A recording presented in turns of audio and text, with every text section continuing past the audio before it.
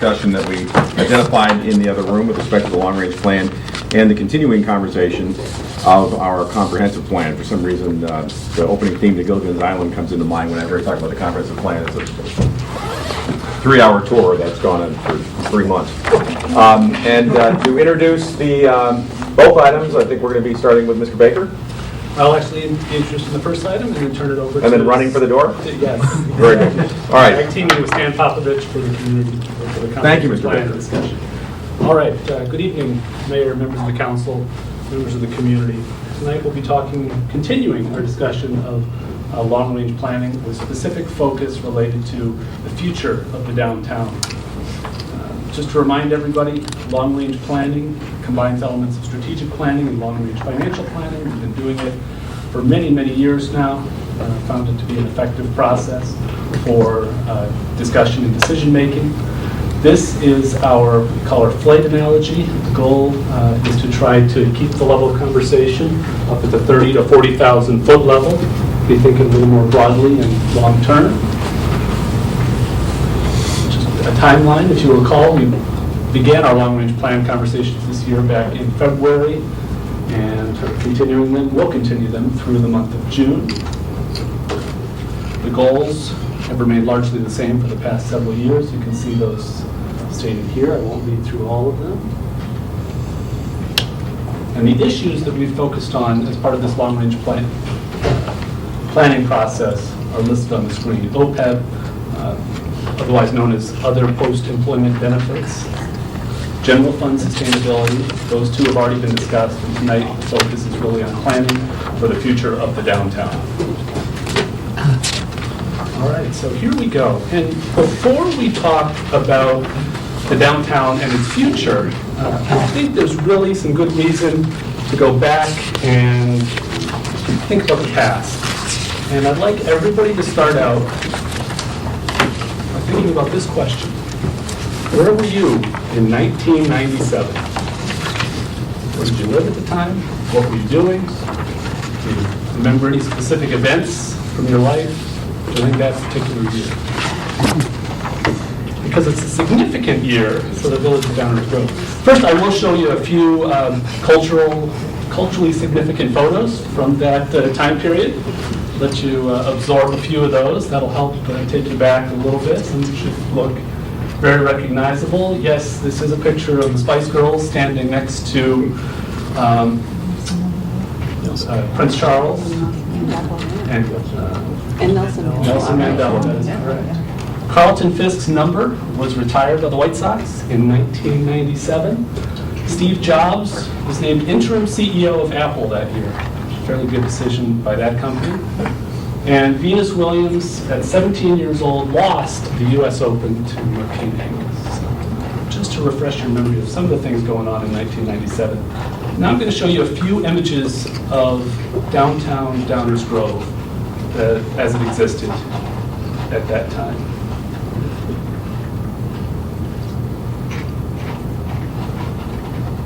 Obviously, none of these are recognizable now. Yeah, that was a mall, all right.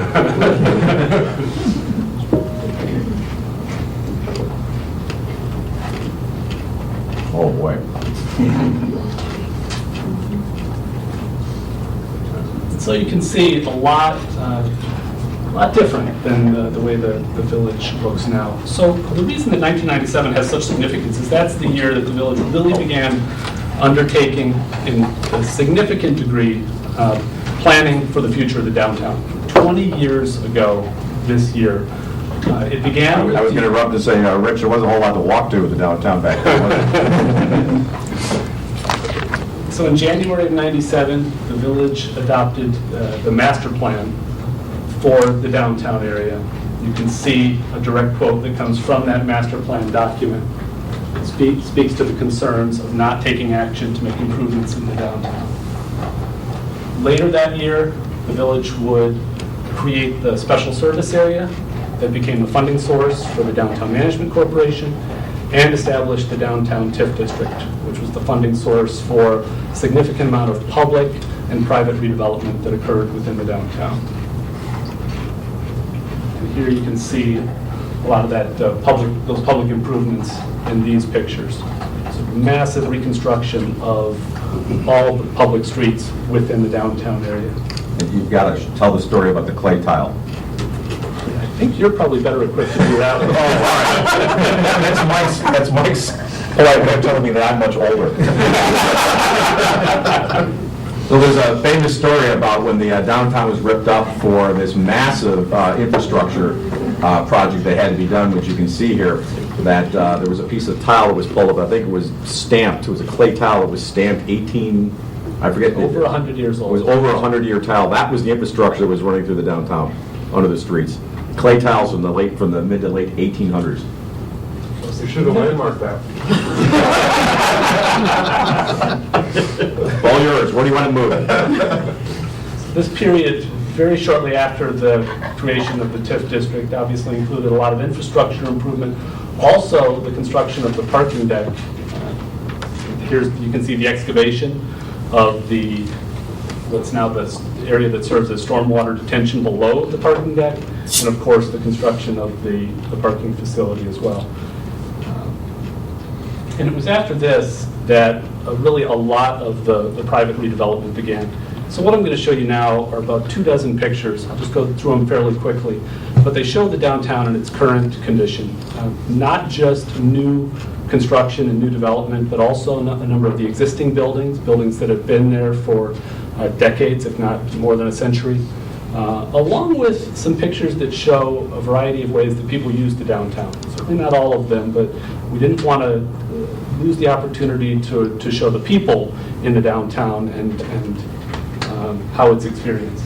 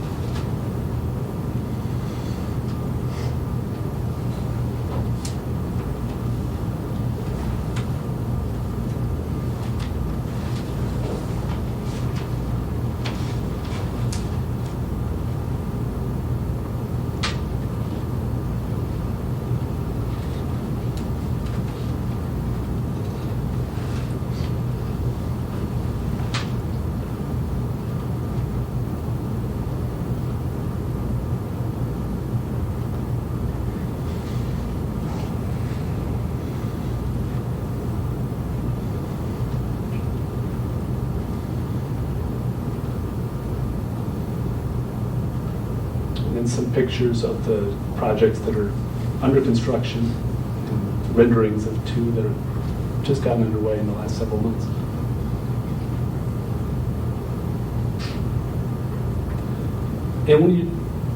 So what this represents really is a downtown that looks considerably different than the pictures from 1997. We created a map that provides some illustration. In yellow, all the infrastructure that was completely reconstructed shortly after the creation of the TIF district, and then the properties shaded in blue represent the redevelopment that has occurred over that period of time in the downtown. And obviously it's still occurring today. From a by the numbers perspective, you can see here, again, a significant amount of change represented in the number of residential units, increase of 88.5%, commercial space up 70%, public parking spaces increased by 60%, private by 52%. The EAV, so the value of property within the downtown area over a 20-year period of time, from 16.1 to $54.5 million, 238% increase. Just by comparison, the overall EAV in the village went from just over 1.1 million to 2.1 million. And what was represented in a lot of those pictures that you saw was a public investment of about $46.5 million, and that really helped spur private investment, $89.3 million. So the reason for sharing that information really is to provide kind of a foundation for the introduction of this issue. It has been 20 years. The life of the TIF district is 23 years, and the SSA is due to expire at the same time that the TIF is. And yet there are still a number of needs that persist and require attention in the downtown. You can see them listed here: parking, infrastructure maintenance, marketing, attraction, retention, continued facilitation of redevelopment opportunities, events coordination, and a number of services that are unique to the downtown. And yet, with the coming expiration in the next 3 years of the TIF and the SSA, the primary funding sources that we've relied on for the last few decades will go away unless something is created to take their place. And that really is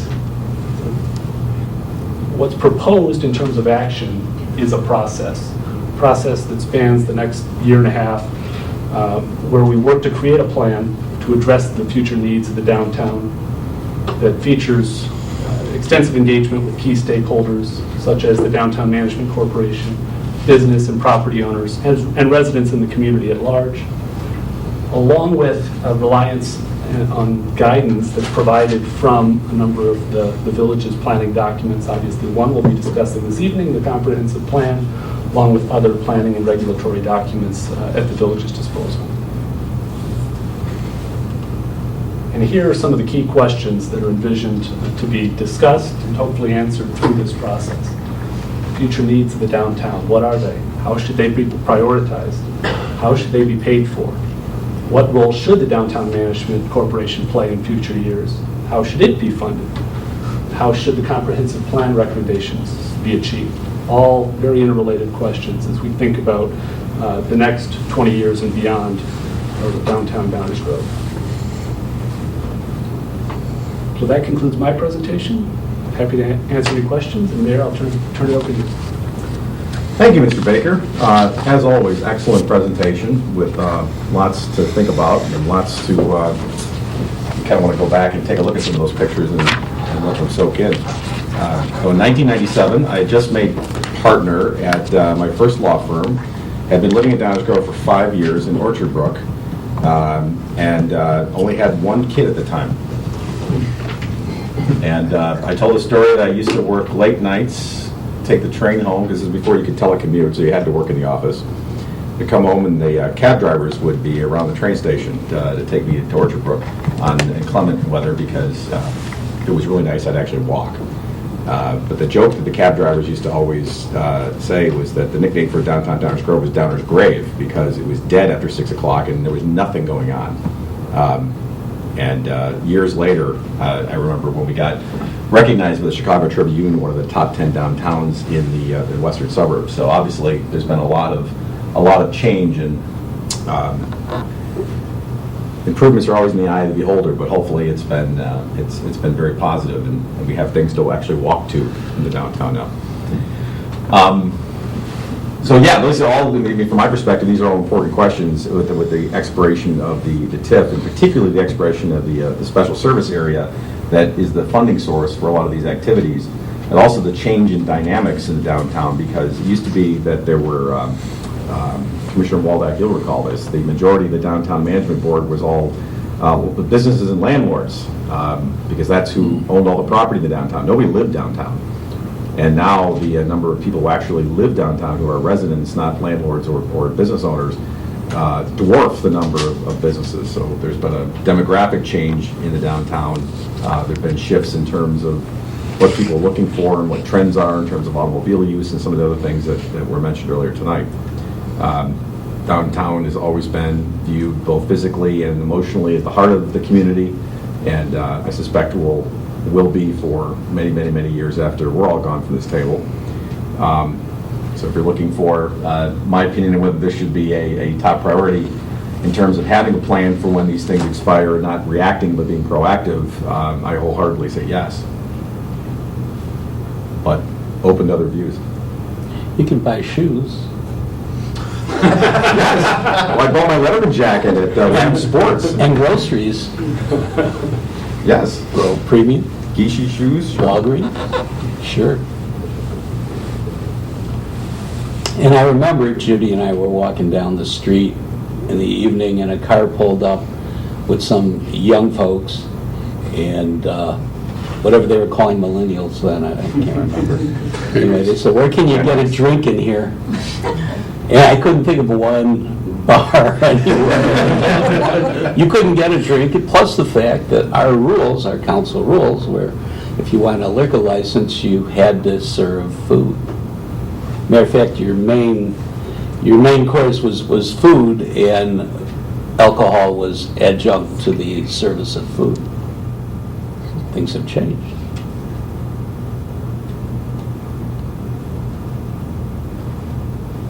And on that downer,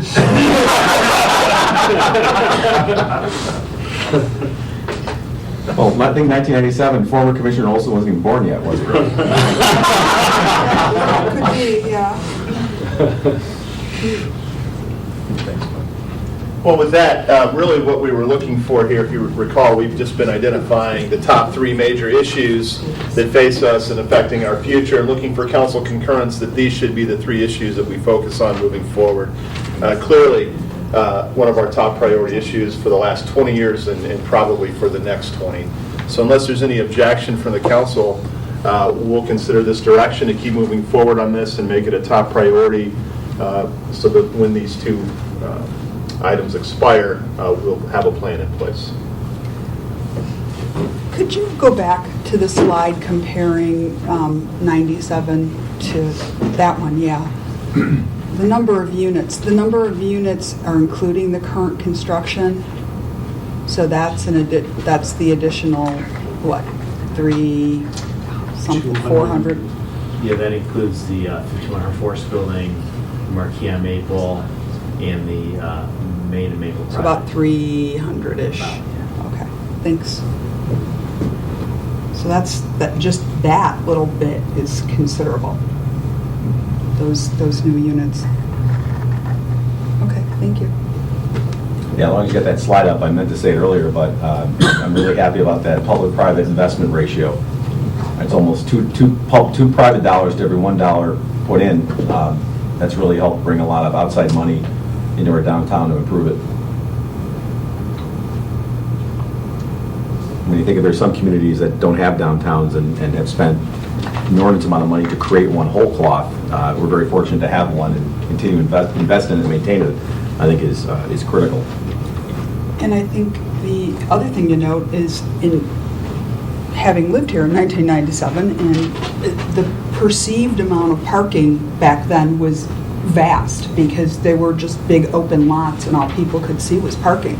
But right now we've got considerably more, and I don't think that people appreciate the fact that there's definitely more parking than there used to be. Right.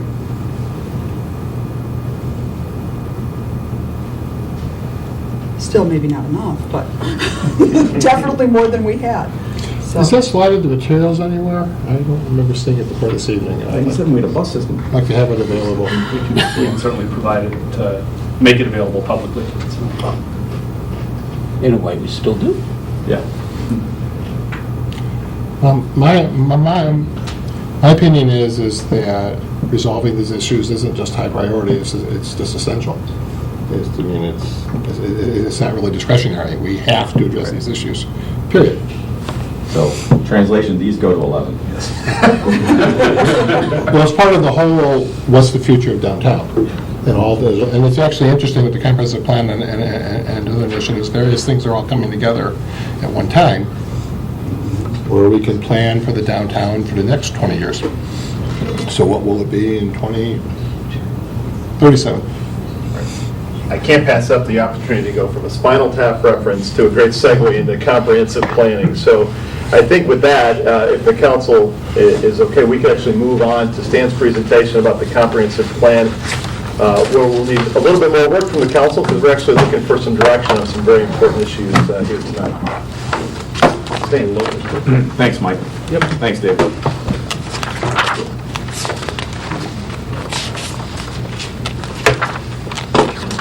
Hello again, Stan.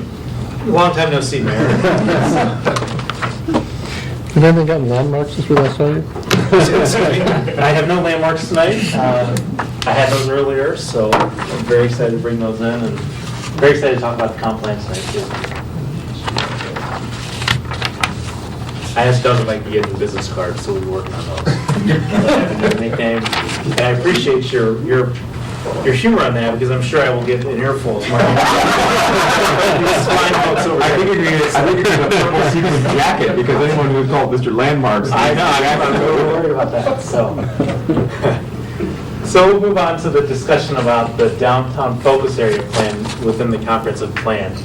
I'm going to take us way back before the Cubs won the World Series in 2016, not as far back as Mike did.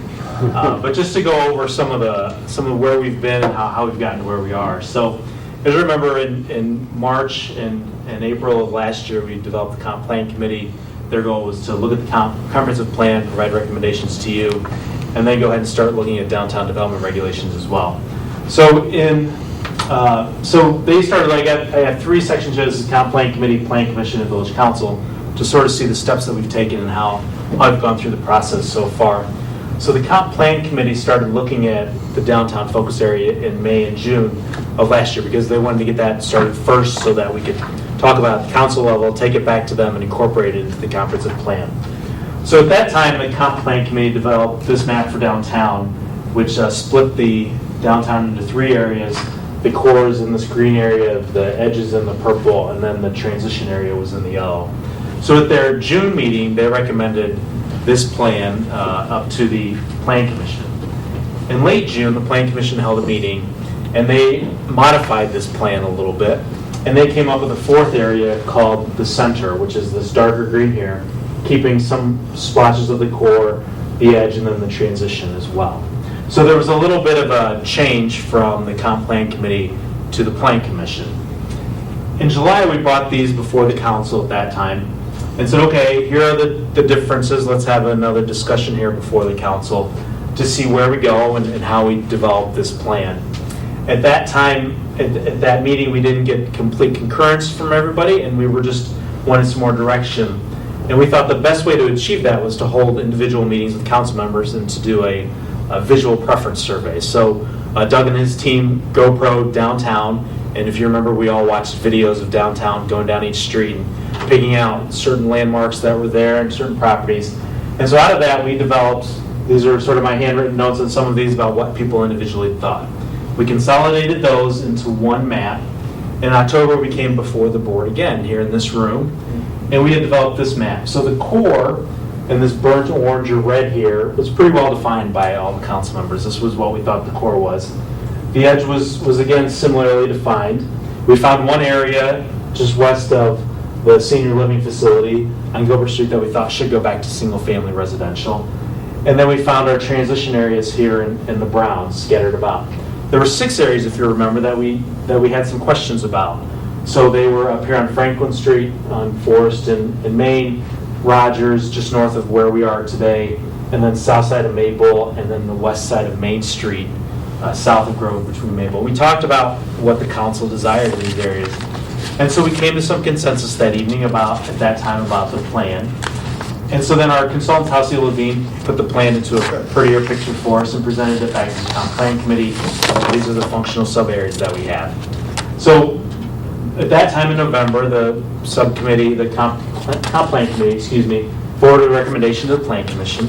The Plan Commission took 2 meetings in December and January, again, looking at the map and concurred with the map, and then forwarded on the recommendation to you. You'll recall the Plan Commission made some changes to the text of the downtown focus area plan, but not necessarily the mapping behind the downtown focus area plan. So in February and March, we started our discussions with you. Concurrently at that time, because the comp plan committee was charged with also working on development regulations, we switched, you'll see the fancy title changing here, we switched to downtown zoning regulations. And so they looked at downtown zoning regulations. So how would we implement this? What did the plan mean when it said setbacks should be similar to larger area green space? So what was that setback? Height should be about this much. We said lower buildings in the core. Well, what should that height be? What's a decent height, or how many stories? So they looked at it, and then at that meeting, we had residents come out, and property owners, specifically asking questions about this area at Franklin and Main Street here. And so that sort of had some questions there, but again, at those meetings, we said it's a comprehensive plan question, and it's up to the council. And so again, then in our April meeting, if we jump forward to April there, again, before this board, We had some discussions about this area at a couple of meetings, and then ultimately at the last meeting, it was a consensus, we believe, to change this area on the west side of Main between Forest, south of Franklin, to the transition area. So that transition area actually moves over to the west side of Main Street there, that's the edge, my apologies. That's the edge moving over that way, and the transition staying on the east side of Main Street, south of Franklin Street. At this meeting as well, we heard a question mark about what happens behind 922 Warren and behind sort of east of the Tivoli parking lot. So that's another area, if there's some questions about that, we'd like to get some direction on that one. So moving forward to where we are today, also at the last, there's some questions that we have and we want to get some discussion and some direction from you. So there were some questions about the existing, this is the 3D model, the SketchUp model in the pattern book that the commissioners were talking about. So we were able to explode this and then go ahead and add some of the new buildings. So we've added 5100 Forest here that you can see. We've added the new 922 up in that area so we can see that new change. And then there's been significant change at the corner of Main and Maple. So you see the Marquis Maple, the Main and Maple building, and then also the new Spenga down here. We put that in there as well. So we've added these new areas to show the new development and how that's affected the massing model of the downtown here as well. So we've added those things, we were able to do that. Another question that came up were some new potential catalyst sites. So we've labeled these VC 1, 2, 3, and 4. The first one is the Forest North lot, north of Burlington. The second was the library parking lot, and there's some questions about including the drive-through there. The third one is on Curtis, between the hospital, or not the hospital, the church, my apologies, and the bank, that parking, that one-story building there, and the drive-through. And again, this corner here at Washington and Maple, I've taken the liberty to extend that all the way to the Marquis on Maple as well, those two smaller properties there. So those are some questions about the downtown. And then also there was also provided some comments about the downtown as well. And so some of these comments have been addressed in some of these catalyst site ideas. And then again, those are some comments that we have tonight that we'd like to get some discussion from the village council on. And then this is where we are today. So at this point, I'll turn it back over to the mayor and I can answer any questions or take notes, however you'd like to proceed. Thank you. Appreciate the presentation. And I noticed conspicuously absent from that prior slide was any date next to adoption. That's up to your discretion. I put it out on purpose. Very well. Any questions that anyone has or information that they need? I also wanted to point out that I know you've been keeping score with the comments. So we've gotten so far. I forget what I said. Did I ask that to the extent people had any issues with any of these textual comments that we identify that? I forget. Because we slipped a little bit. When we set for that as a... The deadline for submitting any comments, questions, concerns was a couple weeks ago. We did receive a couple of comments from Commissioner White. Those have been incorporated. Basically, what we're down to is on the list of changes. We've tracked them all. We plan to make all of those changes unless council members say, hey, I have a concern about those, and then we'll have a discussion. Okay. All right, well, you know the rules. Thanks for playing. Who would like to start? I'd like to go to the downtown focus area plan. Actually, right now my thinking is that B8, I would not want to focus on that as a catalyst site. I mean, I'm not saying I'm opposed to something happening there, but I don't necessarily think we want planning resources directed at trying to make something happen there. There's other places I think we can make something happen sooner and be more effective. I'll advocate for BCs 1, 2, and 3. And if we go back to if we recall the slide we saw earlier about the change in downtown and the parking areas, I think we think about what Mr. Clevany talked about earlier about the future of downtowns. I don't believe surface parking lots are beneficial to a walkable, viable, vibrant downtown. And I think we need to have adequate parking But I don't think surface parking lots within the downtown they're actually a very low-value use of the land. And I do remember when the property 51 Forest was being developed, the developer talked about the value of a turning vista, and it's a very powerful image. But in front of it, in the foreground, are two parking lots. And that, in my opinion, detracts from the architectural attractiveness of turning vista. So now what we do is complicated, and there's a lot of different things, but VC1 and VC2, and I remember very clearly when we did the comprehensive plan in 2010, 2011, filling in the drive-throughs was considered a very valuable step towards a walkable, friendly, a place where people will want to walk around. First of all, there won't be cars coming out of the drive-through to run you over as you're walking down the sidewalk. But there's also room for more storefront. So a store, the businesses want retail next to them. Retail likes to congregate together. So to fill in those, I think, are high priority in my opinion. VC4, we need to have a discussion. Is it the same height as the other two buildings, or is it a step down? I'm not going to venture an opinion tonight. We don't have to. We can. That's not necessarily a comprehensive plan decision. And then I'll comment about my thoughts on B7. I think again, there's a turning vista. I believe that should be part of the core, no more than 3 stories. That will allow the upper stories of the Marquis on Maple to be seen over top of something there, and we could put something that architecturally would fit very nicely with the rest of downtown, and you have a turning vista along Grove Street. If you go and look at the drawing that was associated with the 2011 comprehensive plan, something like that is there, and that's something that I would want to see at B7. North of track's a little more complicated. I do see a sign though that B2 is under contract, so I don't know if something's coming in on that soon or not. Once Washington Street is eventually as extended as it will be, B4 is a marvelous development site, especially once Washington goes through. I'd like to keep the Masonic Temple as part of, it's not up to me, but my goal, I think that should be an objective. And then the Masonic Temple, the parking lot of the Masonic Temple. The parking lot, fill in the parking lot. The building itself is not identified. Yeah, the building itself. And then just a very quick comment on the text that was submitted. There's one paragraph I'd like to strike. Just one little paragraph. There's a word contemporary in one of the paragraphs that I'm not sure I want there anymore. So that would be the only change I'd propose. Which paragraph? I think it actually I added a little bit in yellow. I got that. The built form of the downtown edge should be generally consistent with contemporary community. I don't like the word contemporary anymore. So just take that paragraph out. Who's got one? Oh, you got it? It's gone out of style. And I think there was. And if we back up to this slide, the downtown focus area, it might just be a personal preference, but it really helps me visualize in my mind what these things look like.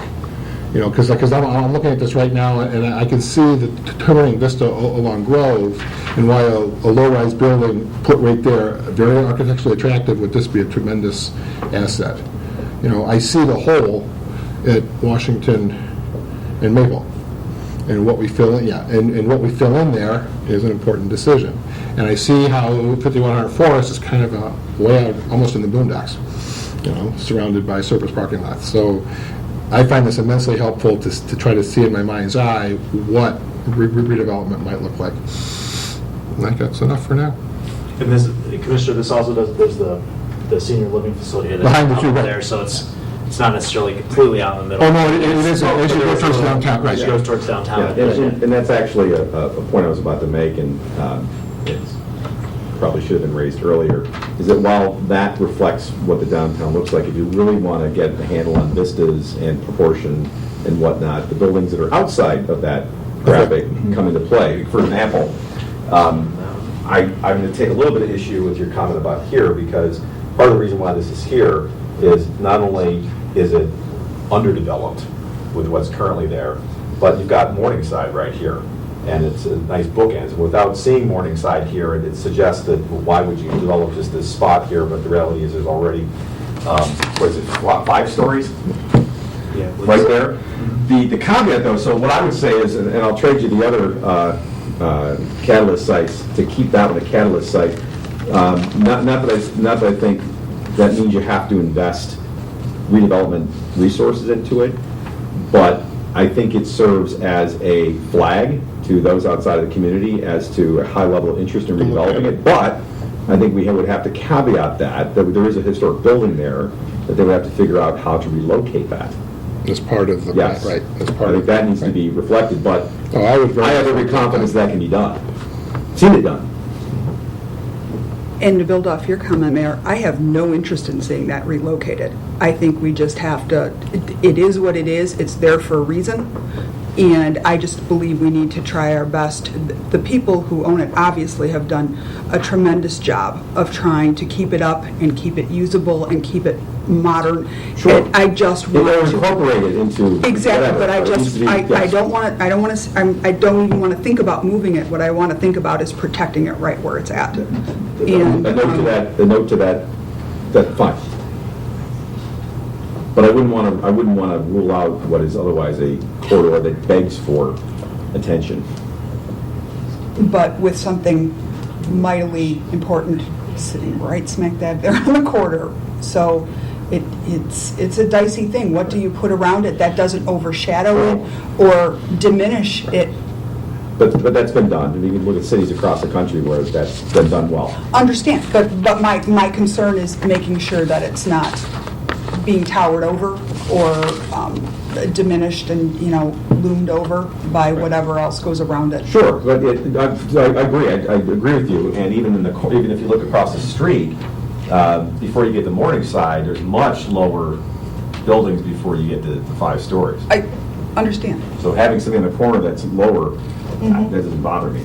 But once you start going south from there, on that side of the street, up through and even including the bank building, there's a lot of room for improvement. Don't disagree. Well, if you were building off of the idea of surface lots and their low value, from the north side of that intersection down through up to the bank is primarily surface lots. Yes. Well, offices, they're right, it's all lot. It's Yeah, basically it's all all lot. paving lots and some really high rent real estate in terms of potential development. Right. Yeah, And I just know the neighbors across the street would like to look at something much better. I wouldn't want to remove that. No, you're down a ways. Kind of list. Yeah, I tend to agree. Let's leave it on the list, but I think you're right. We have to find a way to somehow safeguard the historic structure that's there. And that should be noted in I would keep it catalyst, but note that that's something that needs to be addressed appropriately. Yeah, there needs to be some kind of, Fine. something in there that's some text, some squiggly line buffers. I don't know what you want to do, but it needs to be, it's really amazing how well that building has withstood everything that's gone on around it, and to lose it now would just be a shame, I agree completely. despite the fact that we finally got rid of blacksmith shops in the downtown, last zoning code change. So, it was only that, You it can't wasn't a actually couple run years a ago. blacksmith shop? Not anymore, I know, it's disappointing, isn't it? There's one in downtown Lyle. Why couldn't we have? Before we totally leave Commissioner White's comments, I wanted to ask him, could you just help me paint a picture here of what you see as the difference between contemporary and non-contemporary transit-oriented development? Well, it just depends. My thought is more along the lines, I didn't want it to imply architectural style. I mean, from a functional point of view, of course we're looking at transit-oriented development, but functional, and from an architectural style, I don't want to say, oh, this means they want a glass block building. No, and my worry is the word can be misconstrued. The sense that I fear is not what I intended when I wrote the word, but it could be misinterpreted that way, so I want to avoid that possibility. Great, thank you.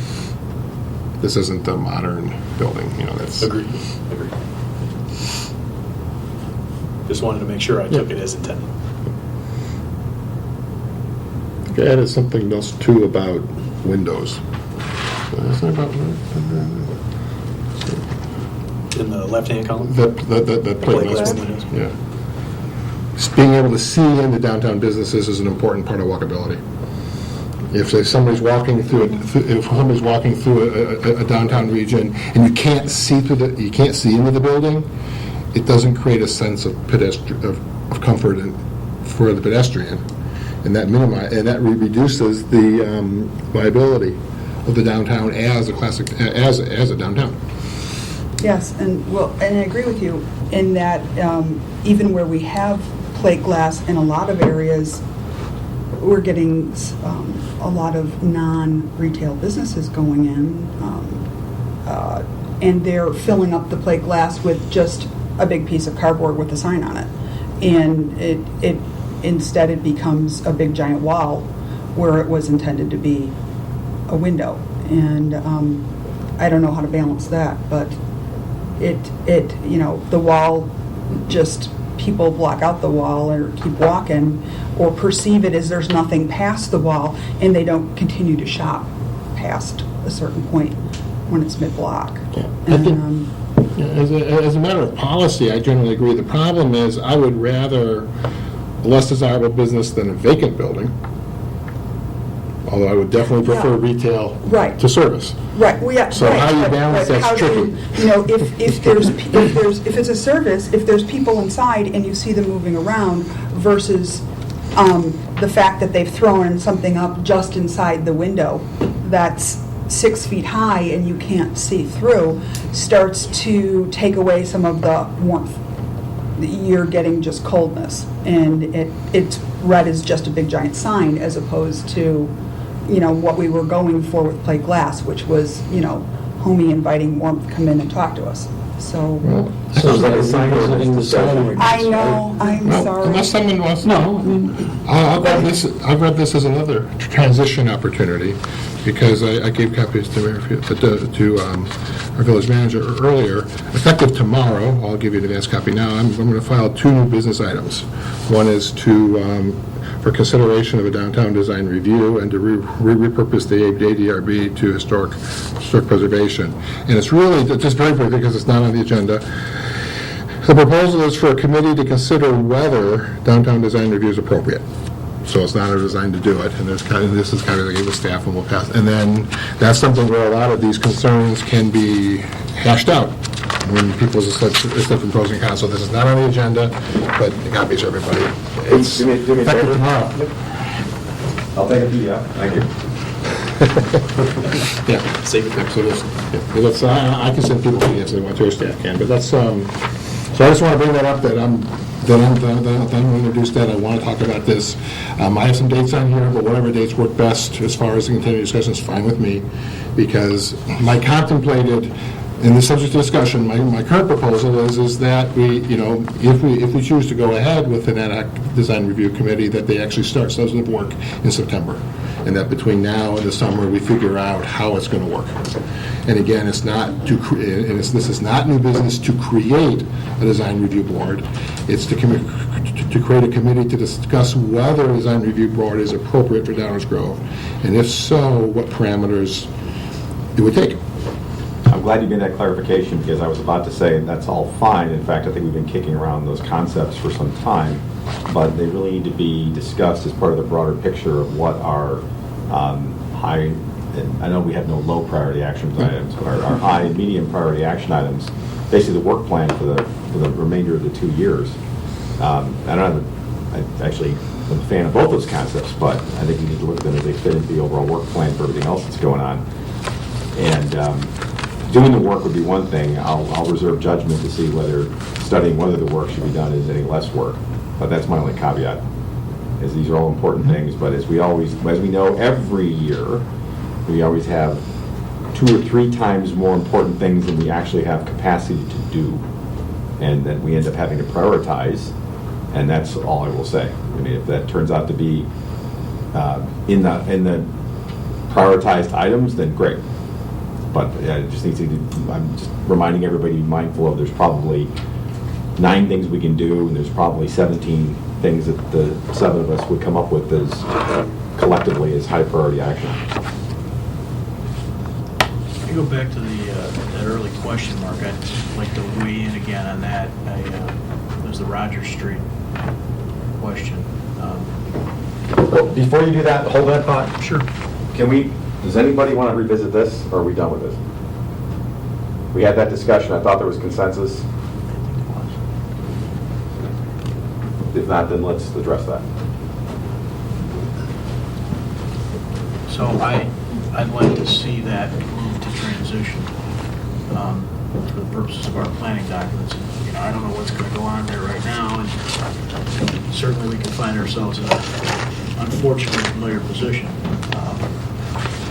But looking at that area, the north side of Rogers, east side of Washington, expectations about that section, I guess I'm concerned with that being downtown edge. I think it should be transition, which I think was the point of the question mark, was whether or not anybody else agreed with that idea. So Bob, you said you're concerned about its current recommendation? Yeah, I think it's not dissimilar from what we talked about relative to Highland, you know, the east side of Maine and its effect on Highland. I think it's a similar kind of a condition there. We have an existing development, and I guess I'm not interested in encouraging something that would be downtown edge by definition in that spot. So before we go any further, Stan, could you just paint a picture for us of where that actually is? I saw some residents had some questions on that Rogers Street, and then remind us of what the current recommendation is, please. Okay, so this is at the corner of Rogers and Washington. So the Tivoli Theater is here at Highland and Warren. We've got the new 922 here. We've got lots of love at the corner. There's a single-family home. Then there's a camera shop there. And along Roger, there's a series of single-family homes. A lot of those are now occupied by businesses. There are some rentals interspersed around there. I couldn't tell you which ones are rental and which ones are single-family homes unless there's a sign in there. But they are all 2-story sort of older homes with a pitched roof. Across the street, there's an apartment building right in here. I believe that's a 2- or 3-story apartment building. And then there's some single-family homes on Washington here on both sides. There's I believe it's single-family homes. This is Bryant Place, if I remember correctly. So those are primarily single-family homes. Across the street, there's the auto repair shop, a single-family home, and then a duplex at the corner, at the east corner of Rogers and Washington, right there.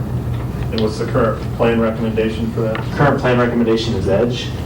So I know in discussions that we've had with the town plan committee, this was, I believe, going to go downtown edge 2, which would have more green space in the street yard and have buildings not necessarily right up to the front, because the plan was for these edge areas that were closer to the core to have more of a downtown feel where the buildings are right up to the sidewalk and the sidewalk's wider so people can walk. But closer around these areas near the transition areas, there's going to be a call for more green space for increased setbacks. Building height? I can't remember off the top of my head. This was, if I recall, this was Yeah, that was really 5 stories. The driver for me was building height. It was a form thing rather than a function thing. Because whether they were set back or not, with the 922 that's there now, you're only talking about a maximum of 150, 125 feet probably. It's pretty short. Back in 922, the curve on Rogers. Yes. So whatever setback you might try and accomplish is going to be pretty minimal. The issue for me was the idea of 5 stories in there. See, this is where Edge 1 and Edge 2 could help solve some problems, because if we're looking at one uniform edge, I'd agree, it should be transition. And I'm thinking that thought Edge 2 makes sense. the thing I thought applies potentially to the northwest corner of Washington and Maple as well. That the full total maximum height edge region may not be appropriate for that corner, but also we're not talking 1 or 2 stories either. Sure. Yeah, so let me just clarify what's going on. We introduced a new concept of, adding an edge 1, edge 2.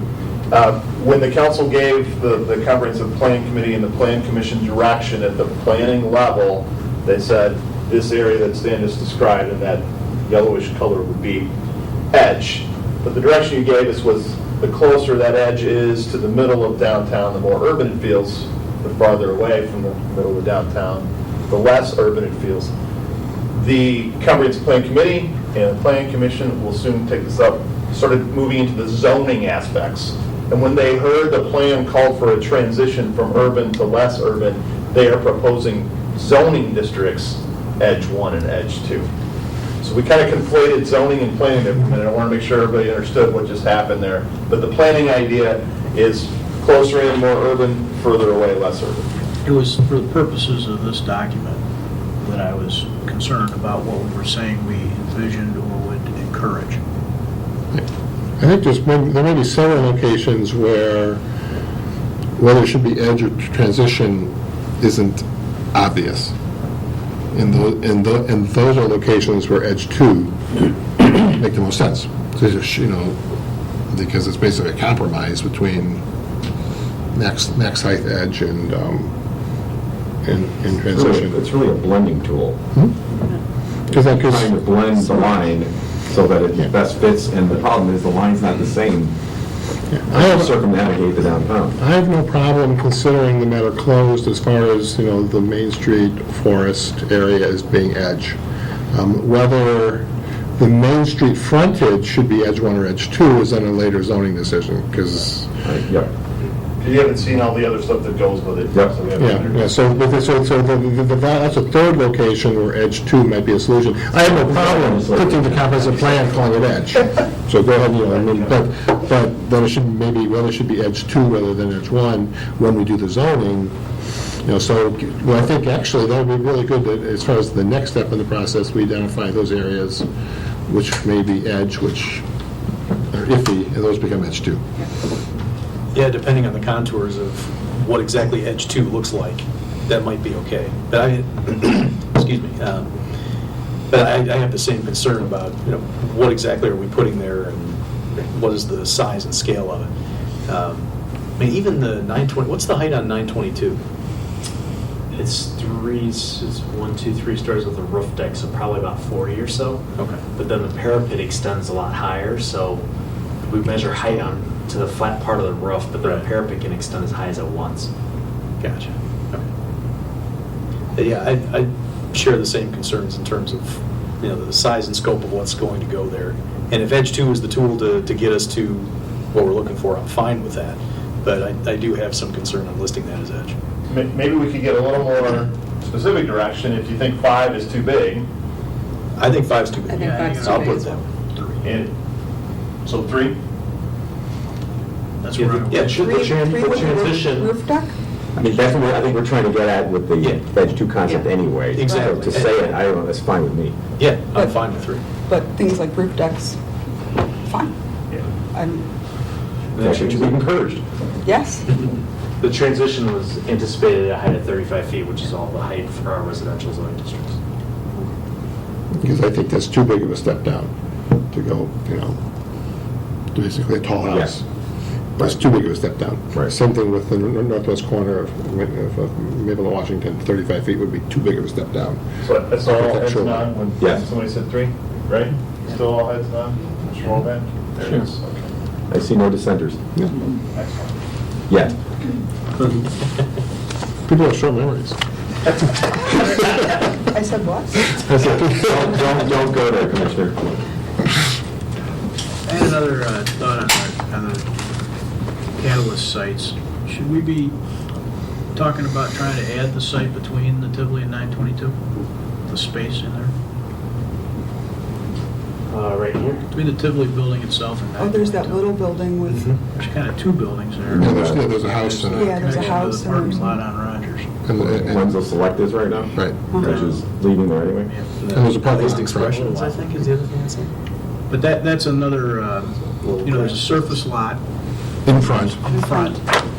And not a lot of usable space. I mean, we're Gallery's choice. pretty careful, we're talking about other people's property this way, but in the idea of what would you plan if you were planning, if you had a blank piece of paper, I don't think we want any of that usage there from a space Do it every Tuesday. utilization standpoint.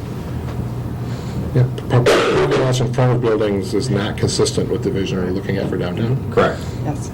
Clearly, I think question for Stan, is there a minimal sort of size before something truly can become catalyst? Is it big enough? You could just make it a I don't think U. there's, It I might be don't one think there's project. any I don't think there's any limitation on that. I mean, the parking lot by the post office is a catalyst site, and so I think we could classify that as a catalyst site. I think that some of the difficulty is going to, in practicality, is the grading change from Warren to Rogers. There's a change there, because if you go back on Rogers and look at the new 922, there, it's actually reads 4 stories because of the wall. So that's the biggest thing. Well, yeah, and as a practical matter, once you put a catalyst site out, you've raised the flag. If somebody thinks that they want to expand it and add another parcel because they can do something, they'll do it. Yeah. I don't think that we need to assume that a catalyst site will all be developed by one developer either. Correct. So- And also, so- assume that the catalyst site is limited to the crayon that we draw on the map. So- Oh, yeah. So we don't need a new number. So you just enlarge B2, and we don't need a new number. UB2. It's really a band. It's the robot in the next Star Wars movie. Okay. Everybody agree with that concept? Yes.